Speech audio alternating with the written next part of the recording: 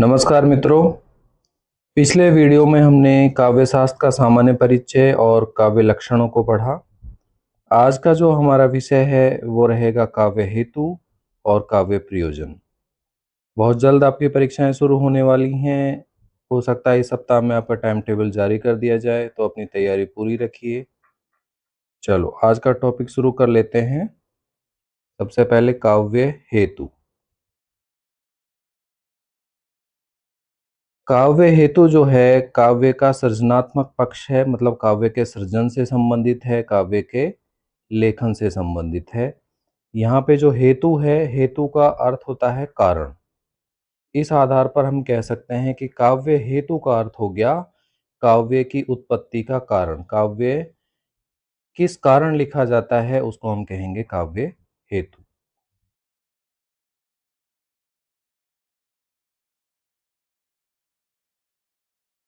किसी व्यक्ति में काव्य रचना का सामर्थ्य उत्पन्न करने वाले कारण काव्य हेतु कहलाते हैं। जैसे मैंने बताया कि काव्य उत्पत्ति के कारण हैं, वो काव्य हेतु हैं।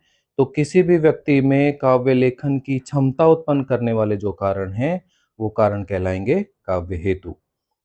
नए नए भावों के ग्रहण और अभिव्यक्ति की अद्भुत क्षमता काव्य हेतु है। कोई भी लेखक या रचनाकार रचना कैसे लिखता है? सबसे पहले वो समाज में जो चीज़ें घटित हो रही हैं, उन चीज़ों को अपने अंदर ग्रहण करता है और उन्हीं को अपनी अभिव्यक्ति बनाकर अपने लेखन के माध्यम से, अपने साहित्य के माध्यम से, अपने काव्य के माध्यम से पाठकों तक पहुंचाता है। यही जो अभिव्यक्ति की क्षमता है, यही काव्य हेतु कहलाती है।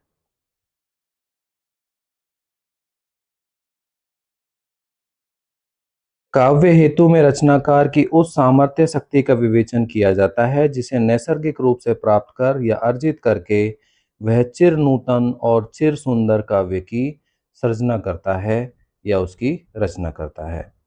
इसके संदर्भ में बाबू गुलाब राय कहते हैं कि हेतु से अभिप्राय उन साधनों से है जो कवि की काव्य रचना में सहायक होते हैं। इस परिभाषा को आप याद कर लें। जब भी काव्य हेतु से संबंधित कोई प्रश्न पूछा जाए तो आपका बाबू गुलाब राय को मेंशन करते हुए इस परिभाषा को लिख सकते हैं। इससे आपका उत्तर बहुत ही संतुलित होगा।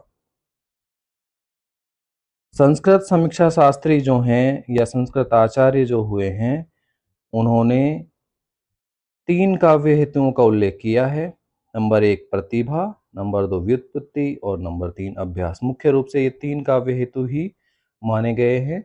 आप जब अपना उत्तर लिखते हैं, इन तीनों का अगर अच्छे से आप विश्लेषण करके लिख देंगे तो बहुत ही बढ़िया रहेगा। और ज़्यादा आपको, हालांकि कुछ आचार्य और भी एक दो हेतु मानते हैं, लेकिन उनके ऊपर ज़्यादा ध्यान ना देते हुए आप मुख्य रूप से जो सर्वमान्य रूप से तीन काव्य हेतु माने गए हैं, उन्हीं पे चर्चा करेंगे तो पर्याप्त रहेगा।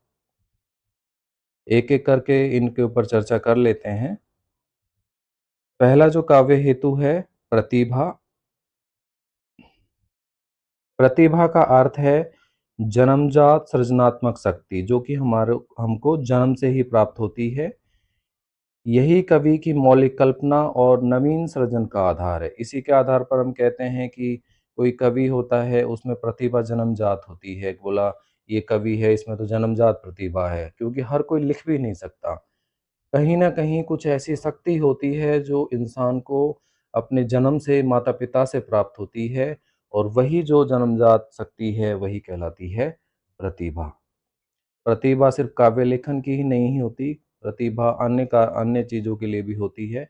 आज हम जो बात कर रहे हैं वो कर रहे हैं काव्य लेखन से संबंधित, काव्य शास्त्र का विषय है। तो काव्य लेखन या साहित्य लेखन की जो विशिष्ट सृजनात्मक शक्ति होती है, वही प्रतिभा है, जो कि मौलिक कल्पना और नवीन सृजन का आधार है। प्रतिभा को सर्वाधिक महत्वपूर्ण काव्य हेतु के रूप में स्वीकार किया जाता है। हालाँकि 3 काव्य हेतु मैंने बताए, प्रतिभा, व्युत्पत्ति और अभ्यास। लेकिन इन तीनों में जो सबसे महत्वपूर्ण काव्य हेतु है, वो है प्रतिभा। इस चीज़ को ध्यान रखेंगे। और जो संस्कृत आचार्य हुए हैं या हिंदी आचार्य भी जो हुए हैं, उन्होंने प्रतिभा को ही सबसे महत्वपूर्ण काव्य हेतु के रूप में स्वीकार किया। कुछ आचार्य ऐसे हैं जैसे आचार्य जगन्नाथ। आचार्य जगन्नाथ हैं, उन्होंने तो प्रतिभा को ही एकमात्र हेतु माना है और इसलिए उन्हें प्रतिभावादी आचार्य कहा जाता है। तो सर्वमान्य रूप से या ज़्यादातर जो विद्वान हैं वो प्रतिभा को महत्वपूर्ण काव्य हेतु के रूप में स्वीकार करते हैं।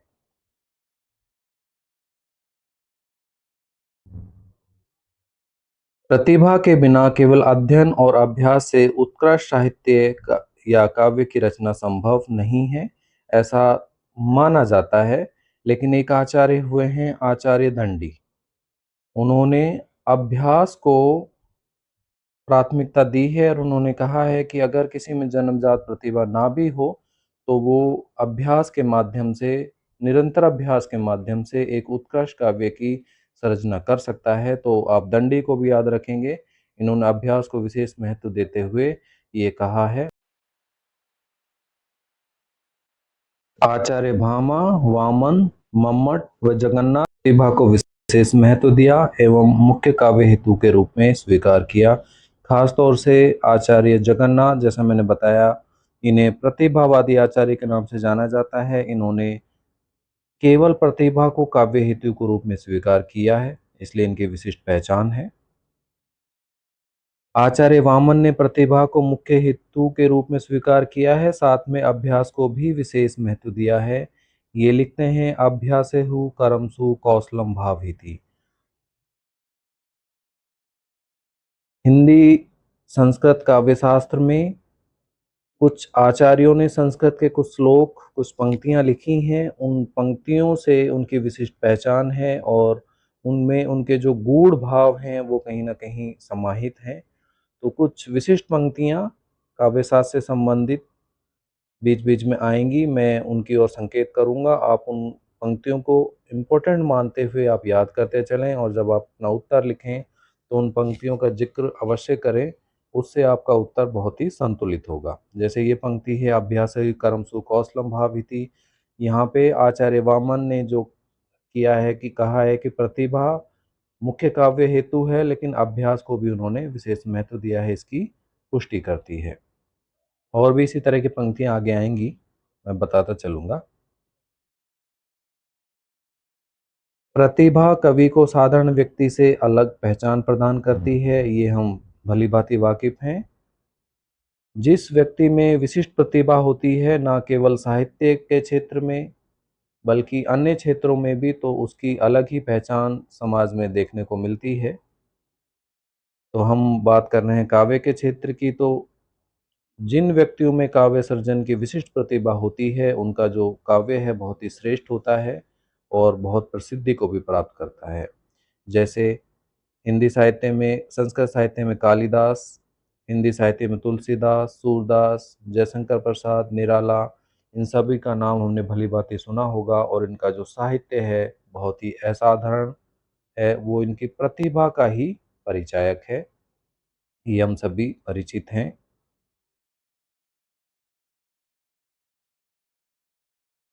हिंदी काव्य शास्त्र में आचार्य रुद्रट नाम से एक व्यक्ति हुए हैं, आचार्य हुए हैं। उन्होंने प्रतिभा को शक्ति के नाम से पुकारा और इसे विशेष महत्व दिया। इन्होंने प्रतिभा के दो भेद किए हैं, सहजा और उत्पाद्या।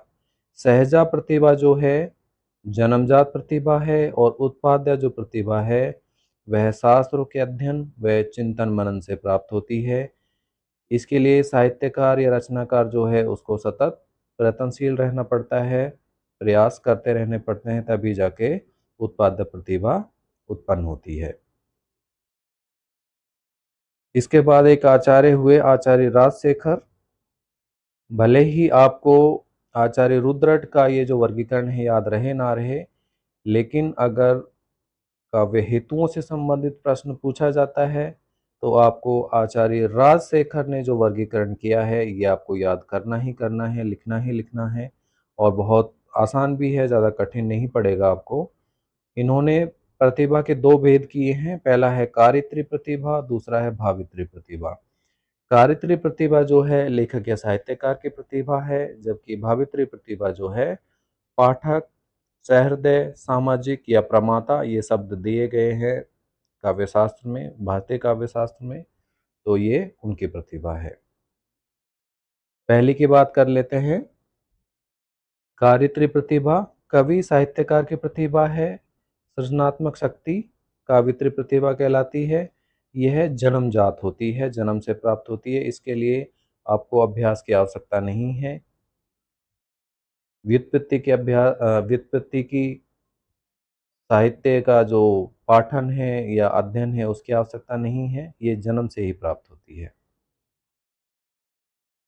दूसरी जो प्रतिभा है, जैसा मैंने अभी बताया, भावित्री प्रतिभा है। ये अध्ययनरत सहृदय पाठक या हम कह सकते हैं सामाजिक, और एक शब्द और चलता है प्रमाता, इनकी प्रतिभा है। कोई भी साहित्यकार लेखक काव्य सर्जन करता है, साहित्य का सर्जन करता है, वो अपनी कार्यत्री प्रतिभा के बल पर करता है, लेकिन उनके गूढ़ भावों को समझने की शक्ति भी हर व्यक्ति में मौजूद नहीं रहती है। तो उन भावों को अपने हृदय के साथ जोड़कर जो महसूस कर पाता है, जो उस काव्य का रसास्वादन कर पाता है, वह व्यक्ति कहलाता है सामाजिक, सहृदय या पाठक। और इनकी जो प्रतिभा है उस काव्य के गूढ़ अर्थ को समझने की, वो कहलाती है भावित्री प्रतिभा। ठीक है। आचार्य राजशेखर ने आगे चल के कार्यत्री प्रतिभा जो है इसके भी तीन भेद किए। पहली है सहजा, दूसरी आहार्या और तीसरी है औपदेशिकी। नाम से ही पता चल रहा है, सहजा सहज रूप से प्राप्त होती है, अर्थात जन्मजात प्रतिभा है, नैसर्गिक प्रतिभा है जो जन्म से व्यक्ति को प्राप्त होती है। यह कवि की अद्भुत शक्ति है जिसके कारण वह काव्य रचना करने में प्रवृत्त होता है। कुल मिला के इसके लिए विशेष प्रयास करने की आवश्यकता नहीं है, ये जन्म से माता पिता से ही प्राप्त होती है। दूसरी जो प्रतिभा है आहार्या, इस प्रतिभा का विकास शास्त्र अध्ययन से, चिंतन मनन से, लगन से किया जा सकता है। और तीसरी और अंतिम जो इन्होंने वर्गीकरण किया है वो है औपदेशिकी। ये उपदेशों से ग्रहण की जाती है, इसको ग्रहण कर लेना, ग्रहण की जाती है। तो राजशेखर ने प्रतिभा के दो भेद किए, कार्यत्री और भावित्री। कार्यत्री जो है वो लेखक या साहित्यकार की प्रतिभा है। भावित्री जो प्रतिभा है वो पाठक या सहृदय की प्रतिभा है। कार्यत्री के फिर इन्होंने तीन भेद किए हैं, कौन कौन से? सहजा, आहार्या और औपदेशिकी। सहजा जो है जन्मजात है, आहार्या जो है शास्त्र अध्ययन से, चिंतन मनन से, लगन से प्राप्त की जा सकती है, और औपदेशिकी जो है उपदेशों से प्राप्त होती है, जैसे गुरुओं के उपदेश से। इस तरह से औपदेशिकी प्रतिभा प्राप्त की जा सकती है।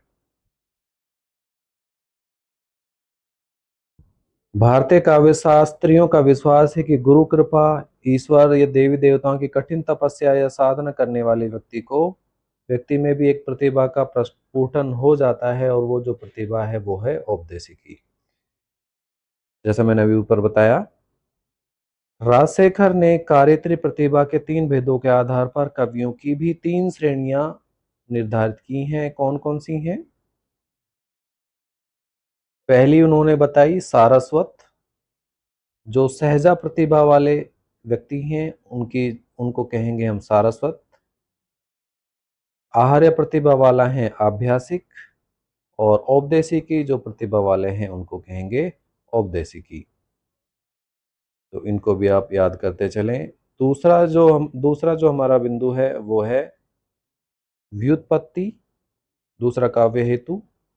इसका अर्थ है शास्त्रों का गहन अध्ययन, लोक व्यवहार का व्यापक ज्ञान, कला तथा साहित्यिक परंपरा। व्यक्ति जब शास्त्रों का गहन अध्ययन करता है, समाज में क्या चल रहा है, लोक व्यवहार में क्या प्रचलित है, उनका ज्ञान उसको प्राप्त होता है, कला में निपुणता प्राप्त होती है, साहित्य के संस्कारों का ज्ञान होता है, उसको हम कहते हैं व्युत्पत्ति। इसी को एक दूसरा नाम दिया जाता है बहुज्ञता या बहुलता भी कहते हैं कभी कभी, बहुलता। अगर ऐसा नाम भी लिखा हुआ मिल जाए तो भी आप ध्यान रखेंगे। ठीक है, ये है व्युत्पत्ति।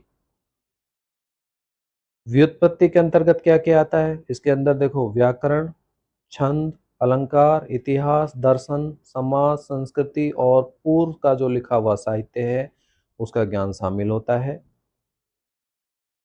व्युत्पत्ति के अंतर्गत लोक व शास्त्र दोनों का ज्ञान आवश्यक है। लोक जो समाज में प्रचलित है और शास्त्र जो किताबों में लिखा हुआ है। मोटे मोटे अर्थ इसके ये निकलते हैं। व्युत्पत्ति में कला का ज्ञान भी शामिल है। कला को विद्वानों ने एक स्वतंत्र क्षेत्र माना है जो लोक व शास्त्र दोनों से भिन्न है। तो लोक, शास्त्र और कला, जैसे ऊपर भी परिभाषा में भी इसका जिक्र किया है। कला जो है 64 प्रकार की बताई गई है। जब आप हिंदी साहित्य पढ़ते हैं तो उसमें पढ़ा होगा आपने कि वह 64 कलाओं में निपुण थी या था, है ना? तो 64 प्रकार की कलाएं बताई गई हैं। कला के लिए अभ्यास की आवश्यकता होती है। ये बिल्कुल सही है कि अगर कोई कला है तो जब तक उसका अभ्यास नहीं किया जाएगा तो वो कला अपने निखार को प्राप्त नहीं करती है। अब बात आती है कि ये जो व्युत्पत्ति है इसका महत्व क्या है? व्युत्पत्ति के माध्यम से भाषा को शुद्ध और प्रभावशाली बनाया जा सकता है। काव्य को गहराई और प्रौढ़ता प्राप्त होती है और काव्य दोषों से बचाती है। किस तरह से? जब हम शास्त्रों का अध्ययन करेंगे, लोक व्यवहार का हमारे पास ज्ञान होगा, तो काव्य में जो दोष आने की संभावना रहती है, कम ज्ञान के कारण वो दोष धीरे धीरे खत्म हो जाते हैं। उदाहरण देखिए, अगर कवि को प्रकृति, इतिहास, संस्कृति का ज्ञान होगा तो उसका जो चित्रण है वह सीमित नहीं विस्तृत हो जाएगा। उसी प्रकार अगर कवि को प्रकृति, इतिहास और संस्कृति का ज्ञान नहीं है तो उसका जो चित्रण है वो बहुत ही सीमित रह जाएगा, उतने व्यापक रूप को प्राप्त नहीं कर पाएगा। इसलिए कोई भी साहित्यकार जब साहित्य लेखन करता है तो ये जरूरी है कि उसको समाज का, साहित्य का, प्रकृति का, इतिहास का, सबका ज्ञान हो, तभी जाके वो अपने चित्रण को विस्तृत रूप दे सकता है। राजशेखर जो हैं व्युत्पत्ति को परिभाषित करते हुए लिखते हैं कि उचित अनुचित विवेक उत्पत्ति व्युत्पत्ति, अर्थात उचित व अनुचित का विवेक ही व्युत्पत्ति है। अभी जो हमने ऊपर बात करी, शास्त्र ज्ञान हो, लोक व्यवहार का ज्ञान हो, साहित्य का ज्ञान हो, इतिहास का ज्ञान हो, दर्शन का ज्ञान हो, वो सारे उचित और अनुचित के विवेक के अंतर्गत शामिल हो जाते हैं। तो इनकी पंक्ति है, उचित अनुचित विवेको व्युत्पत्ति, उचित व अनुचित का विवेक ही व्युत्पत्ति है। तीसरा और जो महत्वपूर्ण काव्य हेतु है वह है अभ्यास। एक पंक्ति आप लोगों ने हिंदी साहित्य में सुनी होगी, बहुत प्रचलित है। करत करत अभ्यास के जड़मति होत सुजान, रसरी आवत जावत है सिल पर पड़त निशान। अर्थात लगातार अभ्यास करने से कुछ भी संभव है, चाहे वो लेखन हो, चाहे वो कुछ और कार्य हो। ये बात कही है वृंद कवि ने, जो कि रीतिकालीन कवि हैं। अभ्यास का अर्थ क्या है? अभ्यास का अर्थ है निरंतर लेखन, अध्ययन या साधना। अगर लेखक लिख रहा है तो बार बार लिखे, अध्ययन कर रहा है तो बार बार पढ़े, साधना कर रहा है तो लगातार साधना करे, ये आ जाएगा अभ्यास के अंतर्गत। अभ्यास इसलिए महत्वपूर्ण है क्योंकि प्रतिभा और व्युत्पत्ति होने पर भी यदि अभ्यास नहीं किया जाए तो काव्य में परिपक्वता नहीं आती है।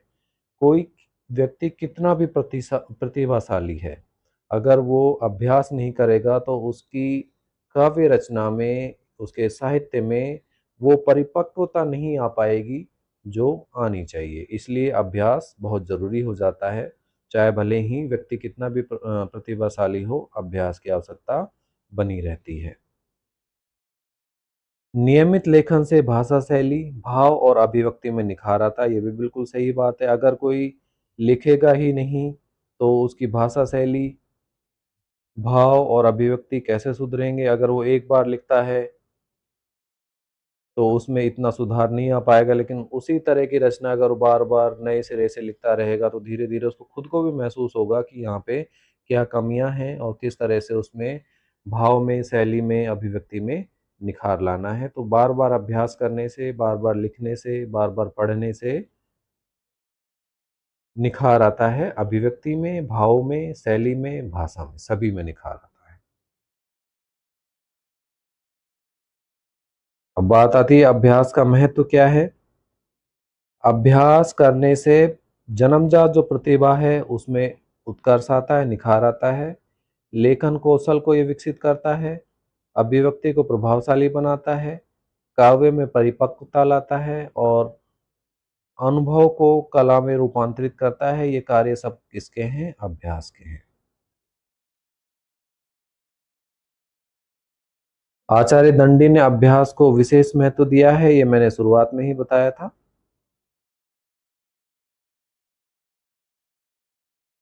ये यहाँ तक कहते हैं कि अगर किसी व्यक्ति में प्रतिभा नहीं भी है तो भी वह अभ्यास के माध्यम से उत्कृष्ट काव्य लेखन कर सकता है। अभी काव्य हेतुओं के संदर्भ में विभिन्न जो आचार्य हुए हैं उनके क्या मत हैं, एक बार देख लेते हैं। इससे संबंधित प्रश्न आ सकता है कि काव्य हेतु, काव्य लक्षण या काव्य प्रयोजन के संदर्भ में विभिन्न जो आचार्य हैं उनके मत प्रस्तुत करो। तो इसमें कुछ आपको पंक्तियां भी देखने को मिलेंगी संस्कृत की, उनको भी आपको याद करना है। सबसे पहले देखते हैं भामा। भामा ने प्रतिभा को विशेष महत्व दिया। इनके अनुसार प्रतिभा के अभाव में श्रेष्ठ काव्य लेखन संभव नहीं है, किंतु व्युत्पत्ति भी आवश्यक है। तो कुल मिला के इन्होंने प्रतिभा और व्युत्पत्ति को विशेष महत्व दिया है। आचार्य दंडी का मैंने बताया, इन्होंने अभ्यास को विशेष महत्व दिया। भामा कहते हैं कि प्रतिभा के अभाव में श्रेष्ठ काव्य लेखन संभव नहीं है, जबकि दंडी कहते हैं कि प्रतिभा के अभाव में भी अभ्यास के माध्यम से उत्कृष्ट साहित्य लेखन किया जा सकता है। तो दोनों में विरोधाभास है, तो बहुत आसानी से आपको याद हो जाएंगे। नाम आपको सिर्फ याद रखने हैं। भामा जो एक तरफ प्रतिभा के अभाव में श्रेष्ठ काव्य लेखन को संभव नहीं मानते, वहीं दंडी प्रतिभा के अभाव में अभ्यास के माध्यम से उत्कृष्ट काव्य लेखन को संभव मानते हैं। राजशेखर प्रतिभा व व्युत्पत्ति दोनों को बराबर महत्व देते हैं। एक आचार्य हुए आचार्य भट्टतोत। इनके अनुसार प्रतिभा नए नए तथ्यों की उद्भावना करती है। इनकी परिभाषा है प्रज्ञा नव नमोस नवोस में सालिनी प्रतिभा मता।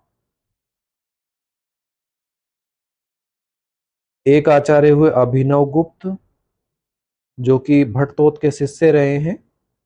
इनके अनुसार प्रतिभा कवि का तीसरा नेत्र है, जिसके माध्यम से भावों का साक्षात्कार होता है। तो अगर आपको संस्कृत की परिभाषा याद नहीं रहती हैं तो आप जो मैंने हिंदी अर्थ लिखा है उनको भी याद कर लेंगे तो भी काम चल जाएगा। जैसे मैंने भट्टतोत की अभी बताई आपको, प्रज्ञा नव नवोस में शालिनी प्रतिभा मता, इसका जो हिंदी अर्थ है वो है प्रतिभा नए नए तथ्यों की उद्भावना करती है। इसको आप भट्टतोत के नाम से याद रखें। अभिनव गुप्त का तो सीधा सीधा मैंने हिंदी में लिखा हुआ है कि प्रतिभा कवि का तीसरा नेत्र है, जिसके माध्यम से भावों का साक्षात्कार होता है। वीडियो के शुरू में हमने बात की थी पंडित राज जगन्नाथ या आचार्य जगन्नाथ की। इन्होंने प्रतिभा को एकमात्र काव्य हेतु स्वीकार किया है। वो कहते हैं प्रतिभेव केवला मता, अर्थात प्रतिभा ही केवल काव्य हेतु है। अतः इन्हें प्रतिभावादी आचार्य के रूप में भी जाना जाता है। ये मैंने आपको शुरुआत में ही बताया था। आचार्य रुद्रट, जिनका ग्रंथ है काव्यालंकार, भामा का जो काव्य ग्रंथ है उसका नाम भी काव्यालंकार है और इनका भी काव्यालंकार है। इन्होंने प्रतिभा, व्युत्पत्ति, अभ्यास तीनों को काव्य हेतु माना है। आचार्य जगन्नाथ को ये ऊपर आ गया बिंदु, इन्हें प्रतिभावादी आचार्य के रूप में जाना जाता है। दंडी ने अभ्यास को सर्वाधिक महत्व दिया है। इनका मानना है कि अगर किसी में जन्मजात प्रतिभा ना भी हो तो भी वह अध्ययन व अभ्यास से काव्य सर्जन की शक्ति प्राप्त कर सकता है और उत्तम काव्य की रचना कर सकता है।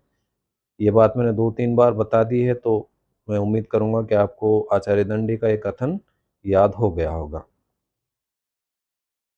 आचार्य रुद्रट ने प्रतिभा को शक्ति कहा है और इसे विशेष महत्व दिया है। ये भी मैंने ऊपर ही बताया था, इन्होंने प्रतिभा को शक्ति नाम दिया है।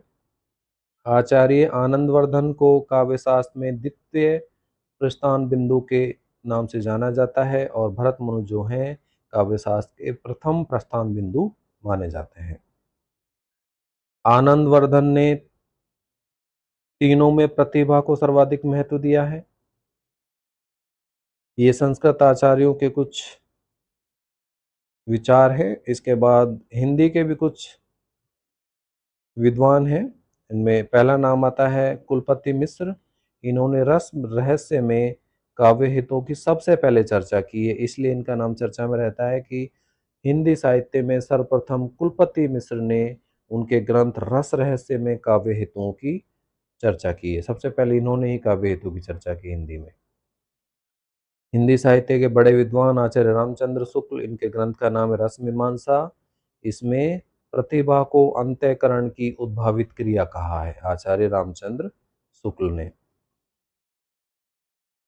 आचार्य वामन ने काव्य हेतु के स्थान पर काव्यांग शब्द का प्रयोग किया था। ये भी ऑब्जेक्टिव प्रश्नों की दृष्टि से महत्वपूर्ण है, लेकिन आप लोगों को तो आएगा नहीं। लेकिन फिर भी जब आप बड़ा उत्तर लिखें तो इस तरह के अगर कथनों को साथ में जोड़ते हुए चलेंगे तो बहुत ही अच्छे अंक आपको प्राप्त होंगे। ये थे हमारे काव्य हेतु। अब हम बात कर लेते हैं काव्य प्रयोजन पे।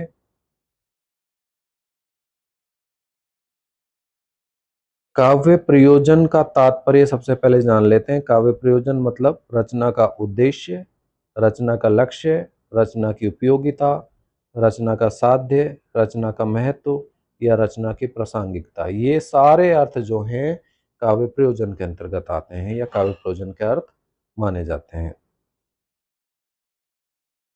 कोई भी रचना किस उद्देश्य से लिखी गई है, उस रचना का लिखने का लक्ष्य क्या है, उपयोगिता का है क्या है उस रचना की, है ना, ये सारे आ जाएंगे काव्य प्रयोजन के अंतर्गत।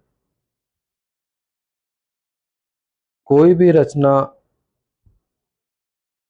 हो उसका प्रयोजन कुछ ना कुछ जरूर होता है। निरुद्देश्य जो रचना है वो संभव नहीं है। संस्कृत काव्य शास्त्र में जितने भी ग्रंथ लिखे गए हैं सब किसी न किसी प्रयोजन को ध्यान में रखते हुए लिखे गए हैं। शास्त्रों में 3 प्रकार के उद्देश्य बताए गए हैं।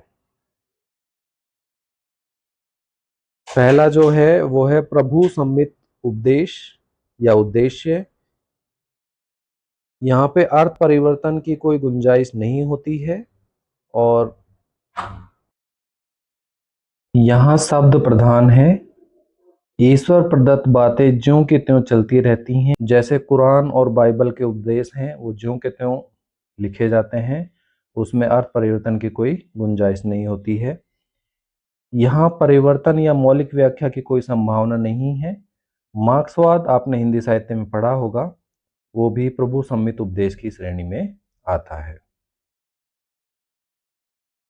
दूसरा जो है वो है सुहृद सम्मित या मित्र सम्मित उपदेश या उद्देश्य। इसमें अर्थ प्रदान होता है, शब्द प्रदान नहीं होता। जैसे पुराणों में बातें तो वही कही गई हैं लेकिन किसी दूसरे तरीके से दूसरे माध्यम से कही गई हैं, यहाँ व्याख्या की संभावना रहती है। तीसरा जो है वो है कांता सम्मित उपदेश या उद्देश्य। यहाँ पे ना तो शब्द प्रधान है ना ही अर्थ प्रधान है, बल्कि यहाँ पे रस प्रधान है या व्यंग्य प्रधान है। कांता से तात्पर्य स्त्री है। जिस प्रकार स्त्री अपनी लावण्यता एवं सौंदर्य के माध्यम से अपना प्रभाव स्थापित करती है, वह बिना किसी आज्ञा या उपदेश के दिए बिना अपनी बातों को पूरा कराने में सक्षम होती है, इसी प्रकार काव्य का रस सहृदय को सम्मोहित कर लेता है। तो काव्य का जो रस है या काव्य का जो उद्देश्य है वो कांता सम्मित उद्देश्य के अंतर्गत आएगा। काव्य का प्रयोजन इसी श्रेणी में आता है। जिस प्रकार सहृदय किसी स्त्री के आकर्षण में सब कुछ भूल जाता है, उसी प्रकार काव्य के रस में डूबकर सहृदय सब कुछ भूलकर काव्य में तल्लीन हो जाता है।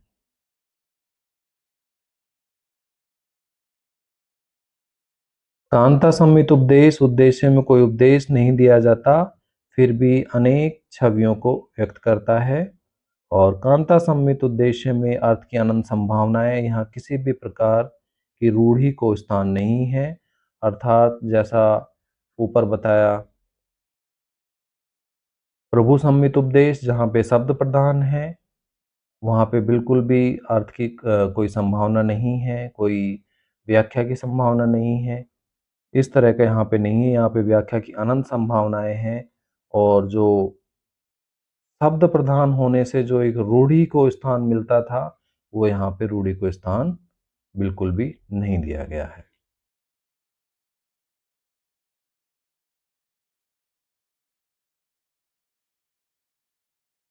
जैसा ऊपर बताया कि कोई भी रचना है निष्प्रयोजन नहीं हो सकती। प्रयोजन कोई भी हो, चाहे छोटा हो बड़ा हो, लेकिन प्रयोजन अवश्य होता है। तो इस आधार पर हम देखते हैं कि प्रयोजन दो तरह के हो सकते हैं। सूक्ष्म प्रयोजन हो सकता है या स्थूल प्रयोजन हो सकता है।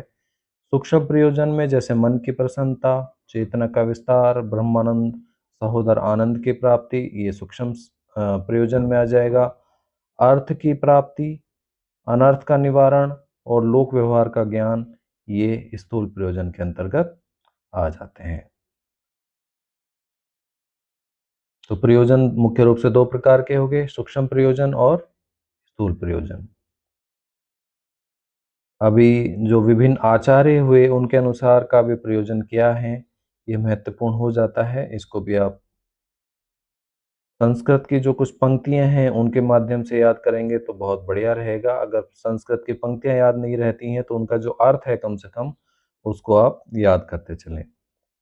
हिंदी साहित्य संस्कृत काव्य शास्त्र के प्रथम आचार्य हुए हैं आचार्य भरत मुनि, जिनकी रचना का नाम है नाट्य शास्त्र।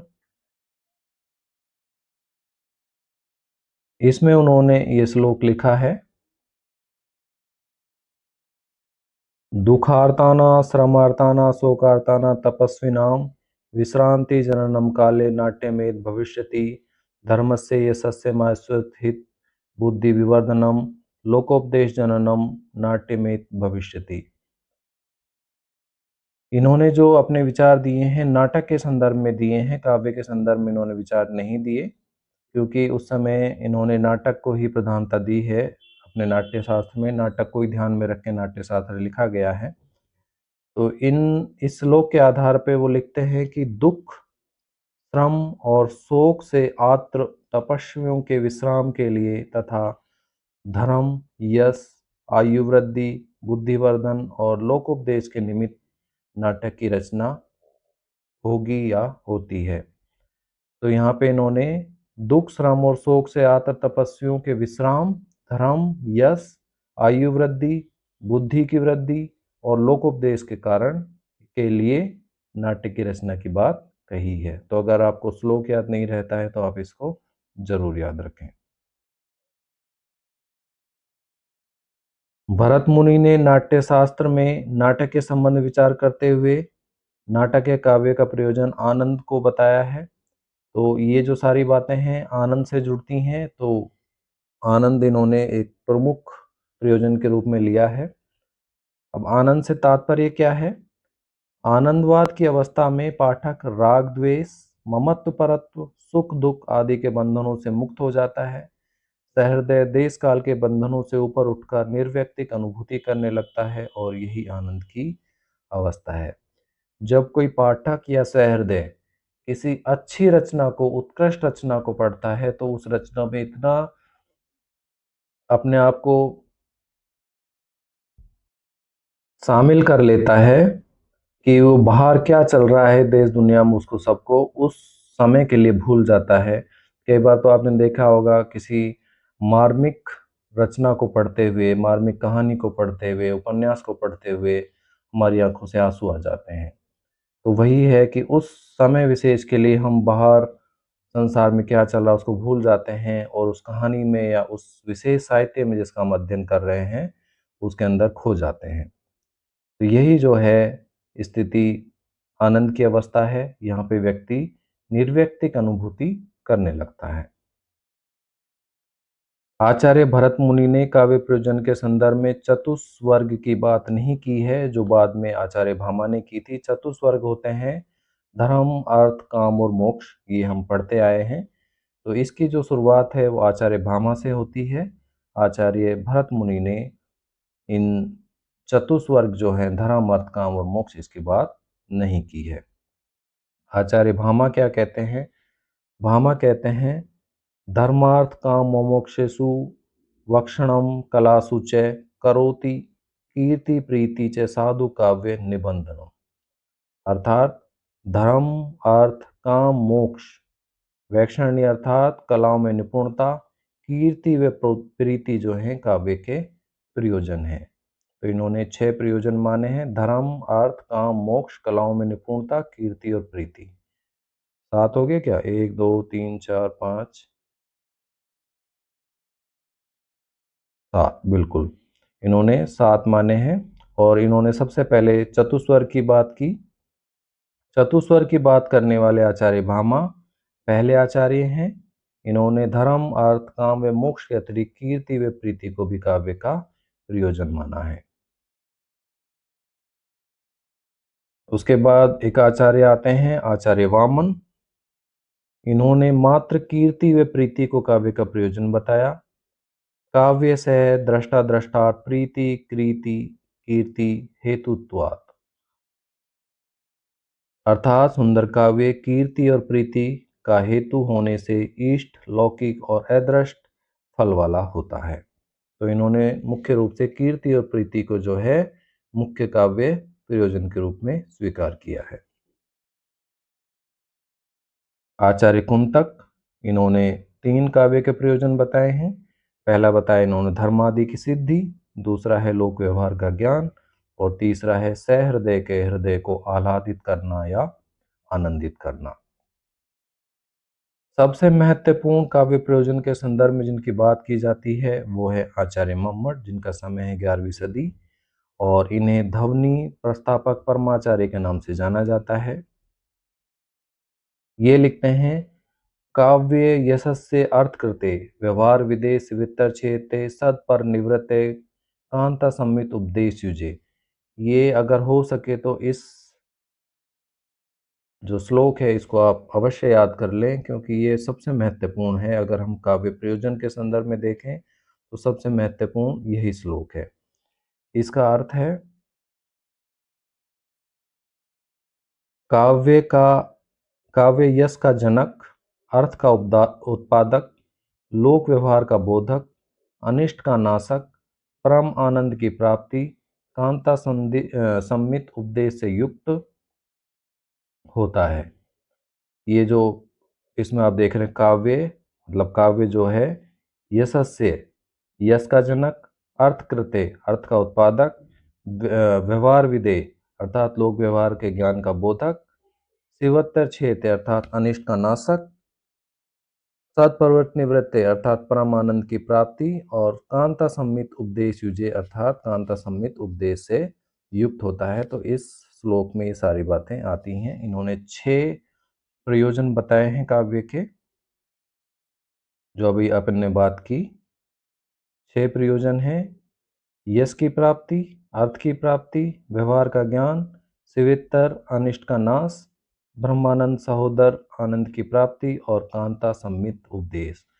सबसे महत्वपूर्ण है, अगर काव्य प्रयोजन के संबंध में प्रश्न आए तो आपको ये काव्य जो प्रयोजन है आचार्य मम्मट के अनुसार 6 जो बताए हैं जरूर लिख के आने हैं।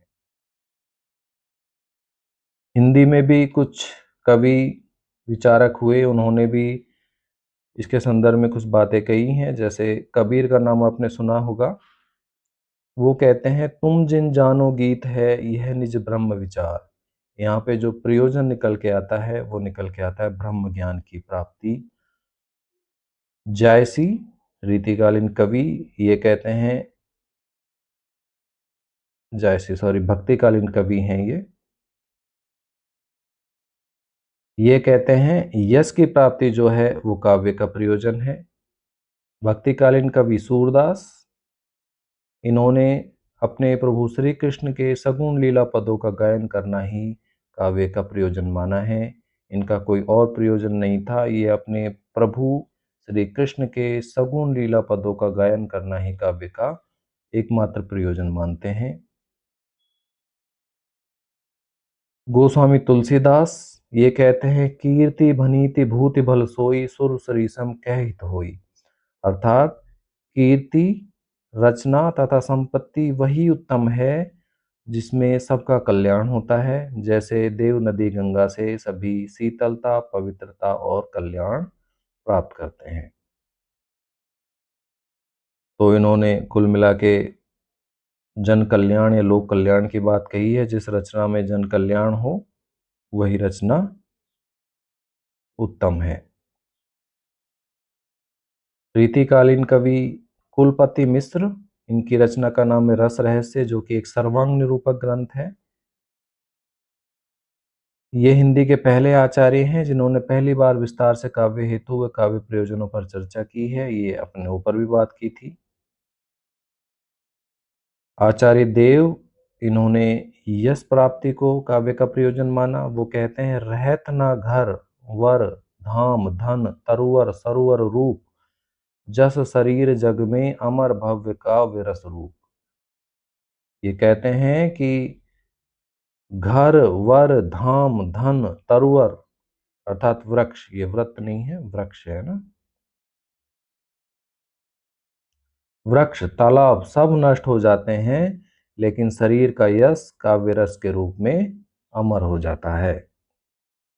तो इन्होंने किसकी बात कही है? यश प्राप्ति की बात कही है। बिहारी कहते हैं कि धन की प्राप्ति ही काव्य का एकमात्र प्रयोजन है। उन्होंने एकमात्र जो रचना लिखी है उसका नाम है बिहारी सतसई। ऐसा माना जाता है कि बिहारी सतसई के एक एक दोहे पर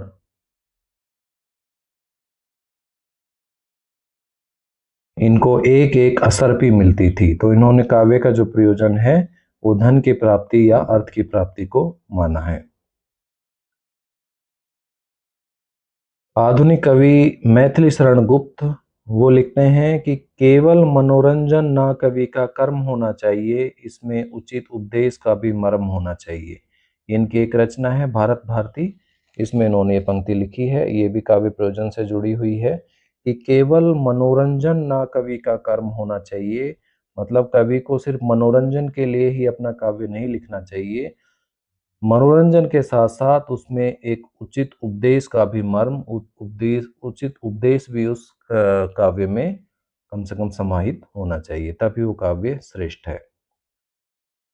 डॉक्टर नगेंद्र आत्माभिव्यक्ति को काव्य का प्रयोजन मानते हैं। डॉक्टर नंदुलारे वाजपेयी आत्मानुभूति को मानते हैं। और जो आचार्य रामचंद्र शुक्ल हैं, वो कहते हैं कि कविता का अंतिम लक्ष्य जगत के मार्मिक पक्षों का प्रत्यक्षीकरण करके उसके साथ मनुष्य हृदय का सामंजस्य स्थापित करना है। तो ये था हमारा आज का वीडियो, जिसमें हमने बात की काव्य हेतुओं की, काव्य प्रयोजन की। इससे पहले वीडियो में हम काव्य लक्षण और काव्य शास्त्र के सामान्य परिचय से संबंधित बात कर चुके हैं।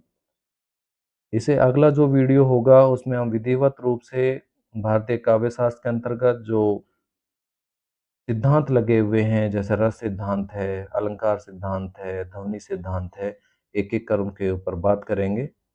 उम्मीद करता हूँ आपको ये वीडियो हेल्पफुल रहेगा आपकी आने वाली परीक्षाओं के लिए। मैं फिर आपको बता रहा हूँ कि जल्द ही आपका टाइम टेबल जारी कर दिया जाएगा और बहुत जल्द आपकी परीक्षाएं भी शुरू हो जाएंगी।